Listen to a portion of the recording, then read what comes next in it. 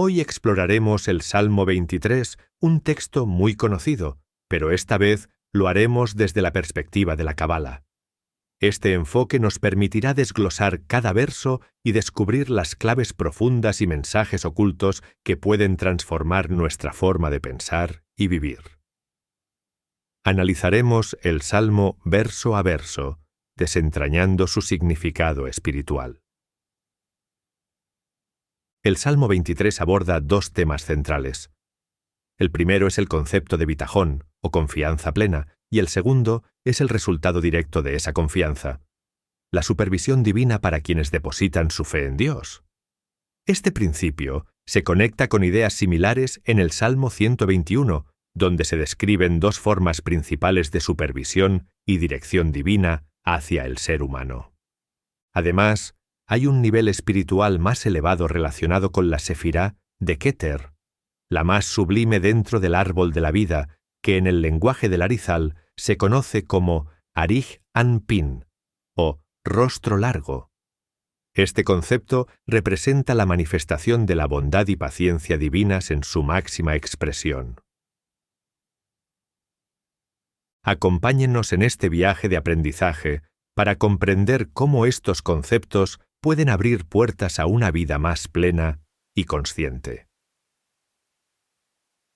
El Arizal nos dice que también en este salmo se nos habla de ese nivel de supervisión divina equivalente a Ari Hampin al-Keter, pues hay tres cosas que no dependen solo del hombre y de sus esfuerzos, sino que el hombre tiene que acceder a un nivel de Rab Geset, de gran bondad, de gracia divina, para traerlas a su vida.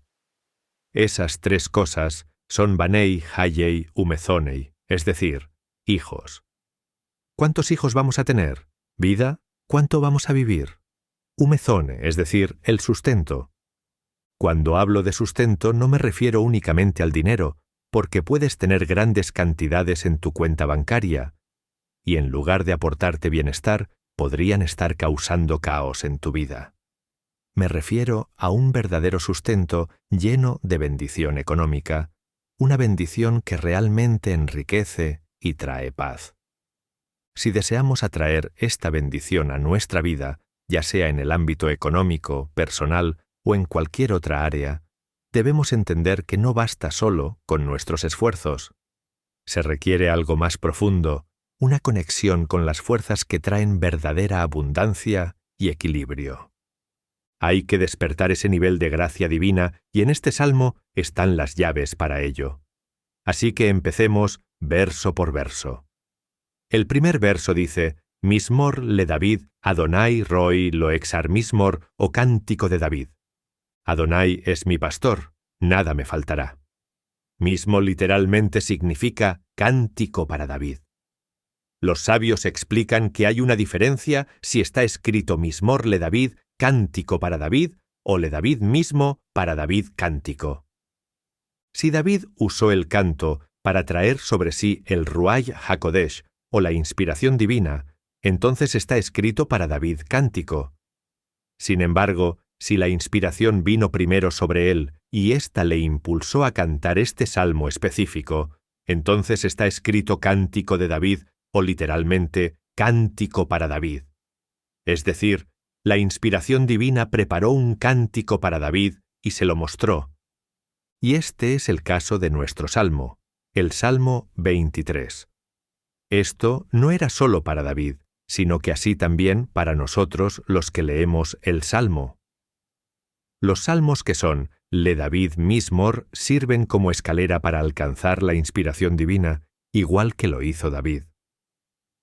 Mientras que los salmos que son Mizmor, Le David, son salmos que vienen con un mensaje, vienen a traer sobre nosotros, sobre nuestras vidas, algo como este salmo, donde están las llaves de esas tres cosas que dijimos antes, hijos, vida y bendición económica. Este salmo sirve para atraerla sobre nuestra vida. Adonai roi lo ezar. Adonai es mi pastor, nada me faltará. Sigue el sano. Empecemos por el sentido más simple. David en su juventud era pastor de ovejas, y ya desde ahí fue elegido por Dios.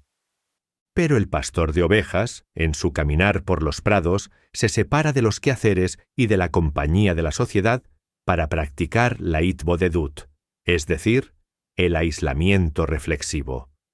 No solo se aparta físicamente, sino que su corazón y su mente se apartan del mundo para dirigirse a lo supremo.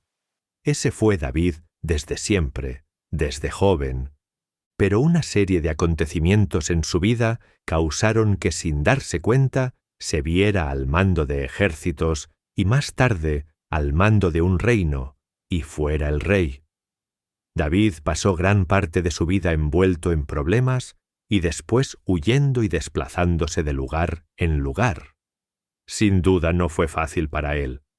Ahora, ese David rey dirigente, lleno de quehaceres y obligaciones, es el que escribe este salmo describiendo lo que en realidad hay en lo más profundo de su corazón. David aún se acuerda de los días en los cuales era pastor y cuidaba su rebaño, días en los que meditaba a solas con Dios y Adonai Roy Adonai es mi pastor. Y al igual que siendo pastor y meditando a solas en los prados, Dios me hizo entender que al igual que no le haría faltar nada yo a mis ovejas, Él no me haría faltar nada a mí. Hoy, como rey, mi relación con Dios sigue siendo la misma, la relación de pastor a oveja. Esa relación es muy especial y nos enfoca a los niveles más altos del árbol sefirótico, como veremos a continuación. Roy el Arizal nos dice que según un sistema de gematría-numerología más complejo, Roy tiene gematria 370 y que 370 son las luces que salen del rostro largo, el Ari Ampin del que hablamos antes, es decir, de Keter. Ese nivel de relación con la divinidad donde vivimos en plenitud continua. Nosotros somos como ovejas que no tenemos ningún tipo de preocupación y el sustento en todas las áreas está en manos del pastor. Es ese tipo de relación que está a nivel de Keter. ¿Pero qué activa ese nivel? ¿Qué trae sobre nosotros esas 370 luces de Arihán? ¿Pin? El final del primer verso, Loloesar, nada me faltará. Afirmación, seguridad. Estoy seguro, al 100%, que aunque estoy en el desierto, huyendo de Saúl, que quiere quitarme la vida, y no estoy seguro si en este desierto tendré lo que comer o lo que no, estoy completamente convencido que nada me faltará. Esa es la confianza completa. Esa confianza que dice el Salmo 32, versículo 10, que el que confía boteaje en Dios, geste yesobebenu, le envuelve la bondad.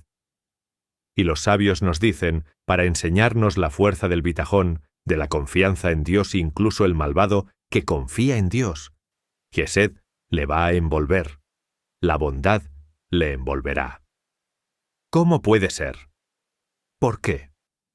Porque esto es así, porque Dios ha hecho un pacto que no rompe con los que confían, que aquel que confía, Yesed, bondad, le va a envolver.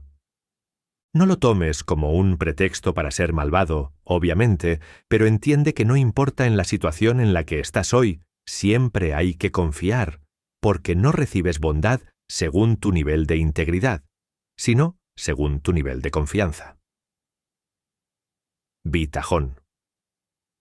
El segundo versículo nos dice Bin Odeshe Arbitzeni al Memenujot y en Nahaleni, es decir, en hermosos pastos me hace descansar, hacia aguas de reposo me guía. Cuando uno recibe esa bondad, ese Gesetausen que viene sobre aquellos que confían en Dios plenamente, no importa dónde estés, no importa lo que te rodea, todo se siente como descanso y te sientes guiado. El pasto es señal de abundancia y de reposo, y el agua equivale a la sefirá de Gesed, bondad. Pero Mei Menujot, aguas de reposo, se refiere a una bondad aún más elevada que la sefirá de Gesed. El Zohar nos dice que es la bondad que sale de ese lugar de reposo, el lugar donde las almas reposarán en el mundo venidero, Gesed, que sale de tan arriba. Cuando esa bondad superior, Rav Yesed, ilumina sobre nosotros, nos sentimos como heredando el mundo por venir. En este mundo presente, ese mundo por venir, donde el alma reposará para siempre, lo podemos ya sentir ahora, aquí en nuestra vida. El tercer Nafshi Yesobev Yangeni Bema, Aglet Sedek le manchemo, dará quietud a mi alma, me guiará por sendas de justicia por causa de su nombre. Este verso es muy revelador porque la primera parte del verso se puede entender de dos maneras distintas. La primera es decir, dará quietud, o silencio, o reposo a mi alma. La palabra Yeshobev puede aludir a esto, pero también puede aludir al término Shobav, que sería alguien travieso, rebelde, revoltoso o alguien difícil de dominar. Y nos habla de todo lo contrario, del reposo y la quietud. En la Cábala, cuando hay dos maneras de explicar un texto, no es algo contradictorio, sino que es algo complementario. Los dos nos aportan luz. Entonces veamos el segundo aspecto del cual hemos hablado. Dice David, Nafshi Yeshobev, si mi alma se hace revoltosa, inquieta, aludiendo a los momentos en los que David tuvo que enfrentar a Goliat. Por ejemplo, algo se revolvió dentro de él, o salir a librar guerras o gobernar, donde no estaba precisamente con el alma acallada, sino que se despertaba en él un celo, ganas de luchar y de hacer una revuelta. Dice, como tengo la confianza que atrae sobre mí la bondad del Keter, si ese tipo de emociones se despiertan en mí, entonces no me preocupo, porque sé que me guiará por sendas de justicia por causa de su nombre. Final del versículo. Y atención, el término sendas es magleir, que viene de magal o círculo. Es decir, de repente empiezo a ver el camino torcerse como un círculo y aún así me quedo en paz. ¿Por qué aún me quedo en paz? Porque sé que es de Dios. Sé que Él me está guiando por sendas de justicia, sí, y lo hace por causa de su nombre. Él está despertando eso en mí para cumplir en mí lo que quiere hacer conmigo. Y por eso el próximo verso dice, Gam kiele begets almabet, loirará kiyatai madi, shiftehau, mishanteja gema, y en Ahamune también. Si caminaré en valle de sombra y muerte, no temeré al mal, porque tú estarás conmigo, tu vara y tu apoyo me consolarán. Es decir, si el camino no se ve recto, se tuerce como el círculo, y de repente, en vez de pastos y aguas de reposo, me veo en valles de sombra y muerte. No temo al mal. Es decir, valle de sombra y muerte no es igual a mal. Hay valle de sombra y de muerte, pero no lo considero mal. No temo al mal. No digo que eso sea mal. Al mal no le temo. ¿Por qué?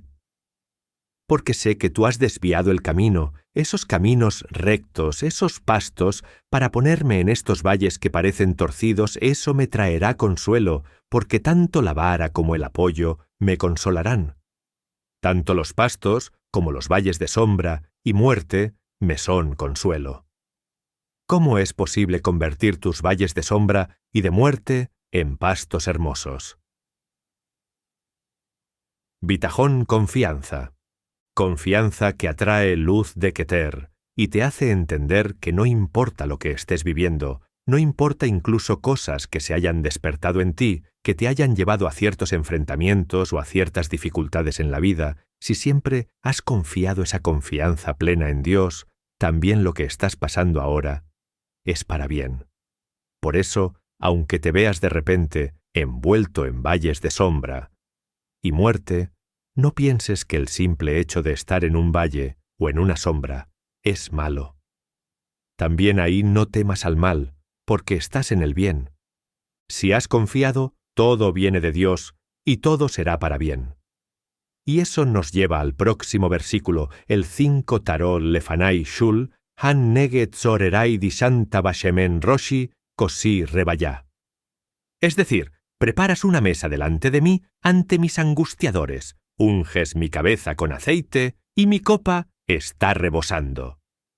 aunque David era como una oveja que camina por los pastos en el principio de su camino, y allí estaba confiado y descansado, y de repente vimos que su camino empezó a removerse.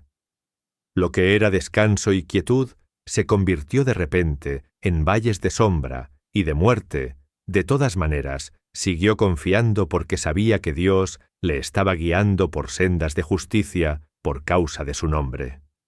Y al final, probó que todo venía de Dios y era para su bien. Por eso dice que preparas una mesa delante de mis angustiadores. Ya no estoy en el pasto, estoy en la mesa y delante de todos. Me estás llevando por esos caminos que parecen torcidos, porque has hecho que me unjan y que mi copa rebose.